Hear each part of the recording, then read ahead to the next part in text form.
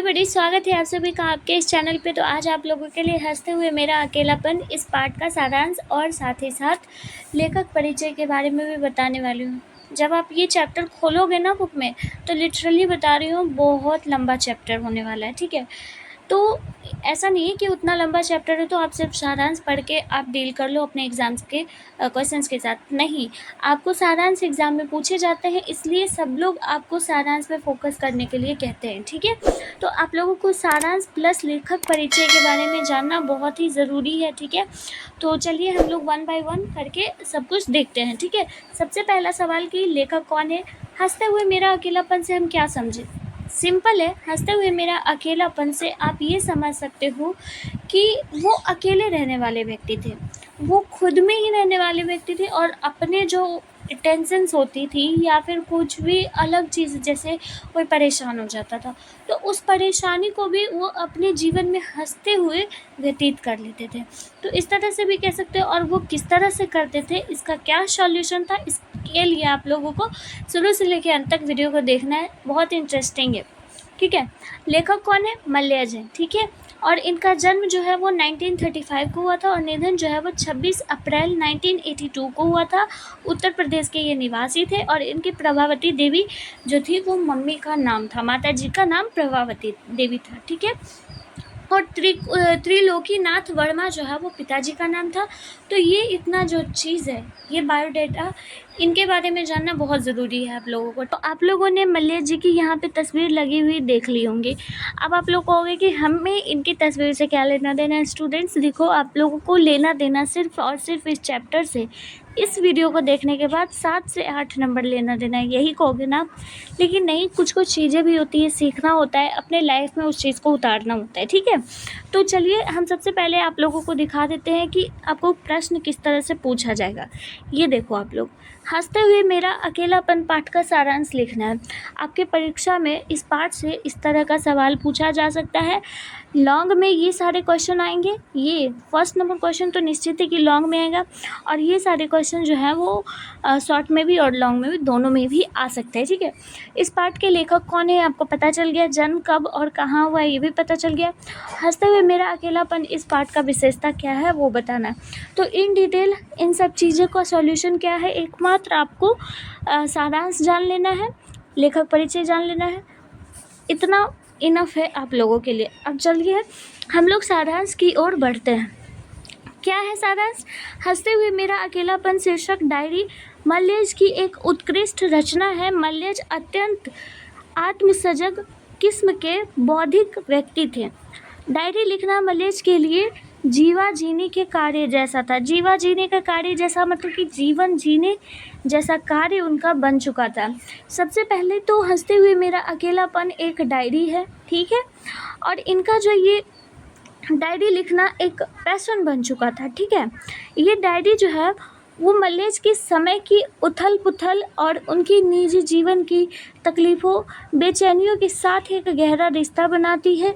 इस डायरी में एक औसत भारतीय लेखक के परिवेश को भी हम उसकी समस्त जटिलताओं में देख सकते हैं। जैसे कि ये तो एक डायरी लिखते ही थे, मतलब कि ये एक लेखक थे ही, लेकिन साथ साथ जो है ये एक डायरी भी लिखते थे। तो हम लोग इस चीज़ से समझ सकते हैं कि एक लेखक के जीवन में क्या क्या उथल पुथल होती है, एक गहरा रिश्ता हम इस चीज़ से समझ सकते हैं, ठीक है। अगले पेज पे चलते हैं। पुस्तक में प्रस्तुत डायरी के अंश में प्रथम डायरी में जो है, प्रथम डायरी, इनकी बहुत सारी डायरी है, बुक आप पढ़ोगे तो बहुत सारी डायरी के बारे में, लगभग 11 डायरी के बारे में बताया गया है। तो 11 डायरी के बारे में पढ़ते पढ़ते आप लोगों का 11 दिन चला जाएगा। प्रथम डायरी में वो क्या बताते हैं, प्राकृतिक और मनुष्य की जो भी एक समानताएं होती है, एक विशेषताएं होती है, उस चीज़ के बारे में इन्होंने बताया है। वो जब एक बार बैठे हुए थे तो वो देख रहे थे कि मिलिट्री की छावनी में वृक्ष काटे जा रहे हैं। मिलिट्री की छावनी यानी कि जो भी मिलिट्रीज होती है जहाँ पे रहते हैं, तो वहाँ के जो वृक्ष जो है वो काटे जा रहे हैं। तो लेखक उपदेशों की एक गिरोह में उन्मत्तता का संकेत देता है। दूसरे डायरी में लेखक जो है वो मनुष्य की जीवन की तुलना खेतों की फसलों से करते हैं। पहली डायरी में वो क्या करते हैं, प्राकृतिक और मनुष्य के बीच में जो भी रिलेशंस होते हैं, मतलब कि जो भी समानताएं होती है उस चीज़ को रिलेट करते हैं। दूसरी डायरी में वो रिलेट करते हैं कि मनुष्य का जीवन जो है वो तुलना करते हैं खेतों की फसलों से, ठीक है, खेतों की फसलों से, ठीक है। मनुष्य का जीवन फसल के समान बढ़ता, पकता एवं कटता दिखाई देती है। मतलब कि इस डायरी से वो फसल और मनुष्य को एक दूसरे से कनेक्ट इसलिए कर रहे हैं क्योंकि जिस तरह से मनुष्य जो है वो जिस तरह से फसल जो है वो बढ़ता जाता है, फिर पकता है, उसके बाद फिर कटता है, तो उसी तरह से मनुष्य जो है वो पहले जन्म लेता है, उसके बाद फिर बढ़ता है, पकता है, देन फिर वो कटता है, यानी कि मर जाता है। तो उस तरह से वो रिलेट करते हैं अपनी दूसरी डायरी में, ठीक है। तीसरी डायरी में लेखक जो है वो चिट्ठी की उम्मीद में थे और चिट्ठी नहीं आने पर उन्हें अपनी मनोदशा का वर्णन किया है उन्होंने। तीसरी डायरी में उन्होंने चिट्ठी की उम्मीद की है, नहीं आने पे वो बहुत ही निराश हुए, उसी के बारे में वर्णन उन्होंने किया है। चिट्ठी नहीं आने पर एक अजीब सी बेचैनी मन में आती है उनकी, ठीक है। तो समझ गए, ये आप लोगों को 3 डायरी के बारे में पता चल गया।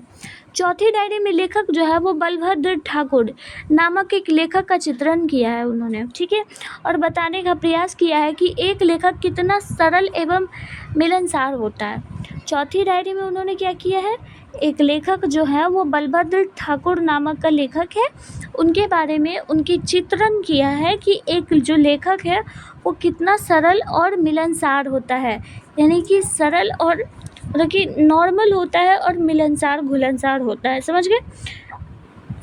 अपनी रचनाओं पर लेखक को गर्व होता है, उसका सहज चित्र इस डायरी में प्रस्तुत है, जो भी ये डायरी लिखी हुई है, हंसते हुए मेरा अकेलापन, ठीक है। कौसानी में दिनों तक लेखक का प्रवास बड़ा ही आनंददायक रहा। 2 शिक्षकों का चित्रण उनके सहज एवं सामाजिक स्वभाव को दिखलाता है। ये जो है आपको चौथी डायरी में क्या मिलेगी, चौथी डायरी में मिलेगी कि बलभद्र ठाकुर जो कि एक लेखक है उनके बारे में उन्होंने बताया, ठीक है। पांचवी डायरी में क्या है कि लेखक ने कौसानी में जो भी अपना समय व्यतीत किया, यानी कि वहाँ का शांत वातावरण और साथ ही प्राकृतिक वातावरण का चित्रण उन्होंने अपनी कौन सी डायरी में की है, 5वीं डायरी में, समझ गए, 5वीं डायरी में, ओके। छठी डायरी में मल्लेश जो है एक सेव बेचने वाली किशोरी का चित्रण बड़ी ही कुशलता पूर्वक से किया है उन्होंने। किशोरी इतनी भोली थी कि सेब बेचने में उसका भोलापन परिलक्षित हो जाता था, यानी कि वो जो है इतनी भोली थी किशोरी कि वो ठगा जाती थी, ठीक है। तो इन्होंने अपनी छठी डायरी है ना, छठी डायरी में उन्होंने अपनी किशोरी के बारे में बताया है। 8वीं डायरी में मल्लेश जो है वो यथार्थवादी दिखाई देते हैं। उनके अनुसार रचने और भोगने का जो रिश्ता है वो कैसा है, तो द्वंद्वात्मक है, और ये बहुत इम्पॉर्टेंट है, ठीक है। रचने और भोगने का रिश्ता जो है वो द्वंद्वात्मक है, रचने और भोगने, यानी कि जैसा आप रचोगे, जैसा आप आज करोगे वैसा आपको कल मिलेगा, समझ गए। जैसे कि हम आपको बताएं कि जैसा अगर आप पढ़ाई करोगे, जितने बेहतर अच्छे से पढ़ाई करोगे उतना अच्छा मार्क्स आएगा, है ना। ज़रूरी नहीं कि सिर्फ पढ़ाई में ही आपको बेहतर करना, और भी बहुत सारे स्किल्स है उसमें बेहतर करना है तो अच्छे मार्क्स आएंगे, ठीक है। तो रचने और भोगने का रिश्ता है कि जैसा आप करोगे वैसा आएगा, ठीक है। तो द्वंद्वात्मक मतलब होता है द्वंद्व, मतलब कि जैसे द्वंद्व होता है कि माता प्लस पिता, माता और पिता, ये द्वंद्वात्मक चिन्ह पढ़े हो ना, हाँ।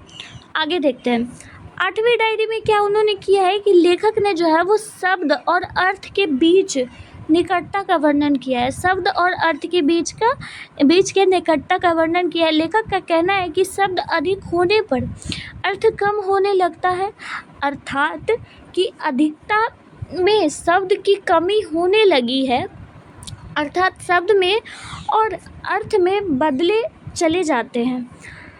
देखिए 8वीं डायरी में 8वीं है ना, हाँ, 8वीं डायरी में उन्होंने शब्द और अर्थ के बीच का वर्णन किया है। उन्होंने कहा है कि अगर शब्द जो है वो ज़्यादा होने लग जाए, यानी कि अगर हम आपसे बहुत ज़्यादा बोलने लग जाएंगे तो उसका अर्थ जो है वो बहुत ही कम निकलेगा। लेकिन अगर शब्द जो है वो कम रहे तो उसका अर्थ जो है वो अधिकतम निकलेगा। ठीक है, समझ गए। वो 8वीं डायरी में अपनी ये बातें कहते हैं। 9वीं डायरी में लेखक जो है वो सुरक्षा पर अपना विचार व्यक्त किया है उन्होंने। व्यक्ति की सुरक्षा रोशनी में हो सकती है, अंधेरे में नहीं। व्यक्ति की सुरक्षा जो है वो कहाँ हो सकती है? रोशनी में हो सकती है, अंधेरे में नहीं। अंधेरे में सिर्फ छिपा जा सकता है, अंधेरे में हम खुद को छिपा सकते हैं, उससे उभर नहीं सकते हैं। सुरक्षा जो है वो चुनौतियों को झेलने में होती है, बचाने में नहीं। सुरक्षा जो है वो चुनौती को झेलने में होती है, बचने से नहीं। ठीक है, अंततः जो है वो आक्रामक व्यक्ति ही अपनी सुरक्षा कर सकता है, मतलब कि जो वो व्यक्ति है वो खुद ही अपनी सुरक्षा कर सकता है। बचाव करने में व्यक्ति असुरक्षित होता है। 10वीं डायरी में उन्होंने क्या लिखा है कि 10वीं डायरी में उन्होंने लिखा है कि लेखक ने रचना और दस्तावेज में भेद एवं दोनों में पारस्परिक संबंध को चर्चा की है। लेखक के अनुसार दस्तावेज रचने का कच्चा माल है। लेखक के अनुसार जो है वो दस्तावेज क्या है? कच्चा माल है, एक रचना का एक कच्चा माल है। ठीक है, तो देखो आप लोग समझ रहे होंगे कि ये डायरी 1 है, डायरी 2 है, डायरी 3 है। भैया ये पहली डायरी है, दूसरी डायरी है, इनकी 11 डायरी का एक हंसते हुए मेरा अकेलापन का लिखा गया है। ठीक है, बस इसमें इतना ही पढ़ना है, इससे अधिक कुछ नहीं पढ़ना है। पहली डायरी से लेके 11वीं डायरी तक आपको सब जान लेना है कि हाँ इस डायरी में क्या उन्होंने किया है, इस डायरी में किस चीज़ के बारे में बताया है। समझ आ गया? 11वीं डायरी में लेखक ने मन में पैदा होने वाले डर का वर्णन किया है। ठीक है, लेखक अपने को भीतर से डरा हुआ व्यक्ति मानता है। ठीक है, मन का हर तनाव जो पैदा करता है, संशय पैदा करता है। किसी की प्रतीक्षा की घड़ी बीत जाने पर मन में डर पैदा होता है। सही बात है, मन में जो भी डर होता है उसके लेकर उन्होंने अपनी 11वीं डायरी में वर्णन की है। ठीक है, डर कई प्रकार के होते हैं। मनुष्य जैसे जैसे जीवन रूपी समस्याओं में घिरता जाता है, उसके मन में डर और भी अधिकतम बढ़ती जाती है। जैसे आज हमारे मन में बहुत सारे डर हैं, आपके मन में भी बहुत सारे डर है कि कल को क्या होगा, जब हमारे रिजल्ट्स आएंगे। अभी मेहनत नहीं कर रहा है और रिजल्ट्स के बारे में सोचेंगे कि बहुत अच्छे हैं, तो डर उतना ही सही है। आजकल डर को ओवरकम करना चाहिए। ठीक है, लेकिन 11वीं डायरी में लेखक ने बताया है कि उन्होंने अपने डर का वर्णन किया है। अलग अलग प्रकार के डर होते हैं। अंतिम डायरी में लेखक जो है वो अपने जीवन में तनाव के प्रभाव का वर्णन किया है। जो भी तनाव का प्रभाव होता है उसका वर्णन किया है। मनुष्य जीवन में संघर्षों का सामना करते समय तनाव से भरा होता है। ठीक है, इस प्रकार प्रस्तुत डायरी के अंश में मलेज ने अपने जीवन के संघर्षों एवं दुख की ओर इशारा करते हुए मानव जीवन में पाई जाने वाली समस्याओं का चित्रण बड़ी ही कुशलता से किया है। एक व्यक्ति को कितना खुला, ईमानदार, विचारशील होना चाहिए, इस भाव का सहज चित्रण लेखक ने अपनी डायरी में प्रस्तुत किया है। व्यक्ति के क्या दायित्व होते हैं और अपने दायित्वों के प्रति कैसा लगाव होना चाहिए, ये सारे भाव प्रस्तुत डायरी में स्पष्ट रूप से चित्रण किया गया है। अब देखिए, हमने आपको सारे डायरी का मतलब बता दिया कि सारे डायरी में उन्होंने क्या क्या कहा है। पहली डायरी से लेके 11वीं और एक लास्ट डायरी, उनकी जो अंतिम डायरी है, वहाँ तक हमने आपको बता दिया कि क्या क्या है। अब एक और महत्वपूर्ण सवाल कि डायरी क्यों इम्पोर्टेंट है। डायरी लिखना सबके बस की बात नहीं है। ठीक है, तो ये डायरी जो है वो सबके बस में बात, सबके लिखने की बस की बात इसलिए नहीं है क्योंकि डायरी में हर एक प्रकार की चीज़ें लिखी जाती है। अपने सुख, अपने दुख, जो भी गलत सही, हर तरह के फैसले डायरी में लिखे जाते हैं। ठीक है, तो डायरी लिखना हर किसी का संभव नहीं है। सब लोग सोचता है कि हम डायरी अच्छे अपने शब्दों में लिखेंगे और जो भी हमारे लाइफ में आज के दिन में जो भी अच्छा हुआ है बस उसी को लिखेंगे। ऐसा नहीं होता है, तो वो डायरी नहीं कहलाएगा। समझ गए? तो डायरी लिखना सबके बस की बात नहीं है। ओके, तो आपको ये चैप्टर समझ आ गया और ये सारे प्रश्न आप लोग सॉल्व कर लोगे, मुझे पता है। अब कोई भी दिक्कत नहीं होगा और जितना भी ऑब्जेक्टिव रहेगा वो भी मैं करवाऊँगी। तो आप लोग प्लीज़ चैनल को सब्सक्राइब करके रखिएगा। मिलती हूँ फिर नेक्स्ट इंपॉर्टेंट वीडियो के साथ, तब तक के लिए बाय बाय।